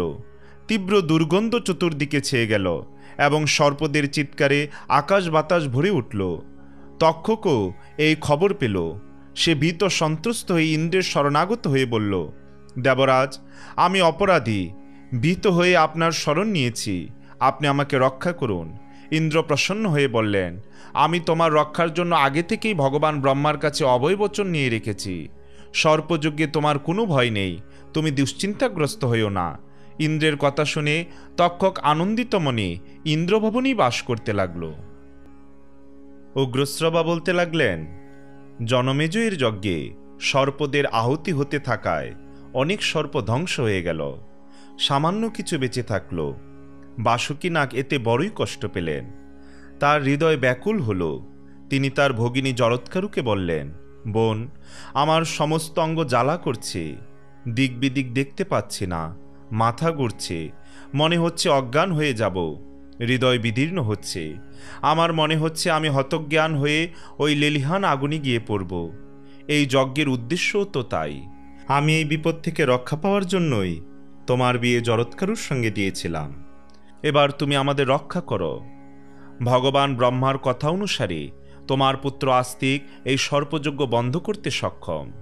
সে বালক হলেও শ্রেষ্ঠ বেদজ্ঞ এবং বয়োবৃদ্ধদেরও মাননীয়। তুমি এখন তাকে গিয়ে আমাদের রক্ষা করতে বলো। ভাইয়ের কথা শুনে ঋষিপত্নী জরৎকারু আস্তিককে সকল বৃত্তান্ত জানিয়ে নাগেদের রক্ষা করার জন্য পাঠালেন। আস্তিক মাতার নির্দেশে বাসুকীর কাছে গিয়ে বললেন, নাগরাজ, আপনি শান্ত হন। আমি সত্য প্রতিজ্ঞা করছি যে এই অভিশাপ থেকে আমি আপনাদের মুক্ত করে দেব। আমি হাস্য পরিহাসেও কখনো অসত্য কথন করিনি, অতএব আমার কথা অসত্য বলে মনে করবেন না। আমি মধুর বাক্যে রাজা জনমেজয়কে প্রসন্ন করব এবং যজ্ঞ বন্ধ করে দেব। মাতুল মহাশয়, আপনি আমার উপর বিশ্বাস রাখুন। বাসুকীনাগকে এইভাবে আশ্বাস দিয়ে আস্তিক সর্পদের রক্ষা করার উদ্দেশ্যে যজ্ঞশালার দিকে রওনা হলেন। তিনি সেখানে পৌঁছে দেখলেন সূর্য এবং অগ্নিসম সভাসদ দ্বারা যজ্ঞশালা পরিপূর্ণ হয়ে রয়েছে। দ্বার রক্ষক তাকে ভেতরে প্রবেশের অনুমতি দিল না। তিনি তখন ভেতরে প্রবেশ করার জন্য যজ্ঞের স্তুতি করতে আরম্ভ করলেন। তার যজ্ঞস্তুতি শুনে জনমেজয় তাকে যজ্ঞে প্রবেশ করার অনুমতি দিলেন। আস্তিক যজ্ঞমণ্ডপে প্রবেশ করে যজমান, ঋত্বিক, সভাসদ এবং অগ্নির আরও বহু প্রকারের স্তুতি করতে লাগলেন। আস্তিকের স্তুতি শুনে রাজা, সভাসদ, ঋত্বিক এবং অগ্নি সকলেই প্রসন্ন হলেন। সকলের মনোভাব বুঝে জনমেজয় বললেন, যদিও এ বালক, কিন্তু এর কথা যে কোনো অভিজ্ঞ বৃদ্ধিরই মতো। আমি একে বালক নয়, কোনো অভিজ্ঞ ব্যক্তি বলেই মনে করি। আমি একে বর দিতে চাই। এ বিষয়ে আপনাদের কি মত? সভাসদেরা বললেন, ব্রাহ্মণ যদি বালকও হয়ে থাকেন তাহলেও তিনি রাজার কাছে সম্মাননীয়। তার উপরে যদি বিদ্বান হন তাহলে তো বলার কিছুই নেই। সুতরাং আপনি এই বালক যা চায় তা দিতে পারেন। জনমেজয় বললেন, আপনারা যথাসম্ভব চেষ্টা করুন যাতে আমার এই কাজ ঠিকমতো শেষ হয় এবং তক্ষক নাগ অগ্নিকুণ্ডে এসে পড়ে। সেই আমার প্রধান শত্রু। ঋত্বিকেরা বললেন, অগ্নিদেব জানিয়েছেন যে তক্ষক ভীত সন্ত্রস্ত হয়ে ইন্দ্রের শরণাপন্ন হয়েছে। ইন্দ্র তক্ষককে অভয় দিয়েছেন। জনমেজয় দুঃখিত হয়ে বললেন, আপনারা এমন মন্ত্র পাঠ করে যজ্ঞ করুন যাতে ইন্দ্র সহ তক্ষক নাগ এসে অগ্নিতে ভস্ম হয়ে যায়। জনমেজয়ের কথা শুনে যজ্ঞহুতারা আহুতি দিতে থাকলেন। সেই সময় আকাশে ইন্দ্র ও তক্ষককে দেখা গেল। ইন্দ্র সেই যজ্ঞ দেখে অত্যন্ত ভয় পেয়ে তক্ষককে ত্যাগ করে পালিয়ে গেলেন। তক্ষক প্রতি মুহূর্তে অগ্নির সমীপ হতে থাকল। তখন ব্রাহ্মণেরা বলল, রাজন, আপনার কাজ ঠিকমতো চলছে, এই ব্রাহ্মণকে এবার বর প্রদান করুন। জনমেজয় বললেন, ব্রাহ্মণ কুমার, তোমার মতো সৎপাত্রকে আমি উপযুক্ত বর দিতে চাই। এখন তোমার যা ইচ্ছা প্রসন্ন মনে তা চেয়ে নাও, যত শক্তই হোক আমি তোমাকে তা প্রদান করব। আস্তিক যখন দেখলেন তক্ষক অগ্নিকুণ্ডে প্রায় পড়ে যাচ্ছেন, তখন তিনি বললেন, রাজন, আমাকে এই বর প্রদান করুন যে আপনার এই যজ্ঞ এখনই বন্ধ হোক এবং তাতে পড়তে থাকা সব সর্প যেন রক্ষা পায়। এতে জনমেজয় একটু অপ্রসন্ন হয়ে বললেন, ওহে ব্রাহ্মণ, তুমি সোনা রূপা গোধন অথবা তোমার ইচ্ছা অনুসারে অন্য যে কোনো বস্তু চেয়ে নাও, আমার ইচ্ছা এই যজ্ঞ যেন বন্ধ না হয়। আস্তিক বললেন, আমার সোনা রূপা অথবা অন্য কোনো বস্তুর প্রয়োজন নেই, আমার মাতৃকুলের কল্যাণের নিমিত্ত আপনার এই যজ্ঞ আমি বন্ধ করতে চাই। জনমেজয়ও বারবার তার কথা বলতে লাগলেন, কিন্তু আস্তিক অন্য কোনো বর চাইতে রাজি হলেন না। তখন সকল বেদজ্ঞ ব্রাহ্মণ একসঙ্গে বলতে লাগলেন, এই ব্রাহ্মণ যা চাইছেন তাকে তাই দেওয়া উচিত। শৌনক জিজ্ঞাসা করলেন, হে সুতনন্দন, এই যজ্ঞে তো অনেক বড় বড় বিদ্বান ছিলেন, কিন্তু আস্তিকের সঙ্গে কথা বলার সময় তক্ষক কেন অগ্নিতে পড়েননি? তার কি কারণ? তারা কি মন্ত্র বুঝতে পারেননি? উগ্রশ্রবা বললেন, ইন্দ্র ত্যাগ করা মাত্রই তক্ষক মূর্ছিত হয়ে পড়েছিলেন। আস্তিক 3 বার দাঁড়াও দাঁড়াও দাঁড়াও বলতে তিনি আকাশ ও পৃথিবীর মধ্যখানে আটকে ছিলেন, অগ্নিকুণ্ডে পতিত হননি। শৌনক সভাসদগণ বারংবার বলায় জনমেজয় বললেন, ঠিক আছে, আস্তিকের ইচ্ছেই পূর্ণ হোক, এই যজ্ঞ সমাপ্ত করো, আস্তিক প্রসন্ন হোক। সুত আমাদের যা বলেছিলেন তাও সত্য হোক। জনমেজয়ের মুখে এই কথা শুনে সকলে আনন্দ প্রকাশ করে উঠলেন। সকলেই অত্যন্ত প্রসন্ন হলেন। রাজা, ঋত্বিক এবং অন্য সভাসদগণকে ও ব্রাহ্মণদের অনেক দানধ্যান করলেন। যে সুত যজ্ঞ বন্ধ হওয়ার ভবিষ্যৎবাণী করেছিলেন তাকেও যথোচিত সৎকার করলেন। যজ্ঞান্তে পুণ্য স্নান করে আস্তিকের সম্মান ও সৎকার করে তাকে সর্বপ্রকার প্রসন্ন করে বিদায় জানালেন। যাবার সময় জনমেজয় তাকে তার অশ্বমেধ যজ্ঞে আসার জন্য নিমন্ত্রণ করে রাখলেন। আস্তিক তাকে তথাস্তু বলে বিদায় নিলেন। তারপরে তিনি মাতুলালয়ে গিয়ে মাতা জরৎকারুকে সবিস্তারে সব জানালেন। জনমেজয়ের যজ্ঞ থেকে যে সকল সর্প রক্ষা পেয়েছিল সে সমস্ত সর্প বাসুকী নাগের সভায় তখন ভিড় করেছিল। আস্তিকের মুখে সমস্ত সংবাদ শুনে সকলেই অত্যন্ত আনন্দিত হল। তারা স্নেহপূর্ণ কণ্ঠে আস্তিককে বলল, পুত্র, তোমার ইচ্ছামতো বর প্রার্থনা করো। তারা বারংবার বলতে লাগলো, পুত্র, তুমি আমাদের মৃত্যুমুখ থেকে ফিরিয়ে এনেছ, আমরা তোমার কাজে অত্যন্ত খুশি হয়েছি, বলো তোমার জন্য আমরা কি করতে পারি। আস্তিক বললেন, আমি আপনাদের কাছে এই বর প্রার্থনা করি যে কোনো ব্যক্তি যদি সন্ধ্যা ও সকালে প্রসন্ন চিত্তে এই ধর্মময় উপাখ্যান পাঠ করে তার যেন সর্প থেকে কোনো ভয় না থাকে। তার কথা শুনে সকলেই প্রসন্ন হয়ে বলতে লাগলো, প্রিয়বর, তোমার ইচ্ছা পূর্ণ হোক, আমরা প্রসন্ন চিত্তে স্নেহ সহকারে তোমার মনোবাঞ্ছা পূর্ণ করব।